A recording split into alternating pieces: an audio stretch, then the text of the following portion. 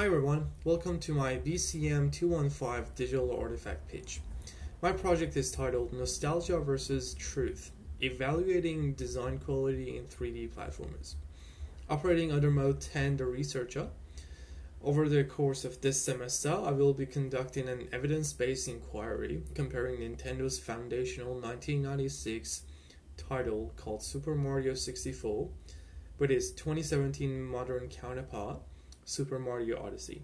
Retro games like Super Mario 64 are frequently celebrated by players as timeless, flawless masterpieces. However, as gamers, we often confuse warm childhood memories with superior game mechanics. My core research question asks, does nostalgia skew player perception of game quality, or do retro titles possess core mechanical and aesthetic design strength that modern counterparts fail to replicate? By examining Mario 64 alongside Mario Odyssey, this project aims to separate emotional memory bias from objective system design, evaluating whether all the games were genuinely better constructed, or if modern quality of life improvements have rendered them functionally dated. To unpack this question systematically, I'm using the Mechanics, Dynamics, and Aesthetics framework, also known as MDA, developed by Hunig, LeBlanc, and Zebek. The MDA model provides an analytical lens to deconstruct games from both the designer and the player's perspective. Under Mechanics, I will analyze the baseline system rules, comparing Mario 64's momentum-heavy physics and rigid camera design against Odyssey's fluid, cappy mechanics, and modern controller mapping. On the Dynamics, I'll examine runtime player behavior, contrasting Mario 64's strict execution demands with Odyssey's open-ended exploration.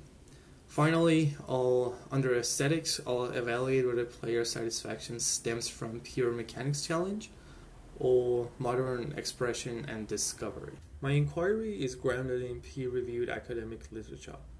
Beyond Hunig et al.'s framework paper, my primary theoretical foundation comes from Wolf et al.'s 2018 study on video game and nostalgia.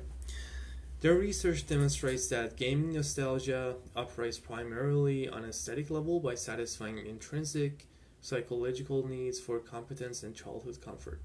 Crucially, Wolf and his colleagues found that nostalgia acts as a psychological buffer. Players misattribute warm emotional memories to the game's underlying mechanics, causing them to overlook hardware limitations or control friction. Supporting this, Suminen's 2008 research on retro gaming culture examines how players construct an identity around retro titles, often idealizing past gaming eras over modern design. These sources provide the baseline evidence for my hypothesis that claim of retro gaming mechanical superiority are heavily distorted by nostalgia.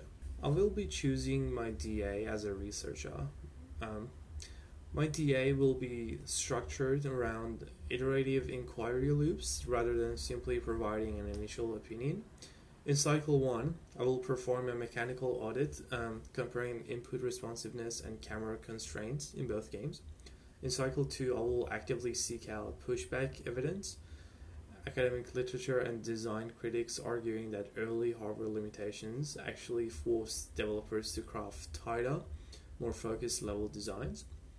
By testing my ideas against counter-arguments, I will document how my perspective evolves across the semester and produce a fully traceable finding in my final research dossier. To conclude, this project bridges game design theory and media psychology to determine whether classic platformers hold genuine design advantage or if nostalgia is masking their flaws. You can follow my research log updates on my blog throughout the session. Thank you for watching, and I'll be looking forward to your feedback.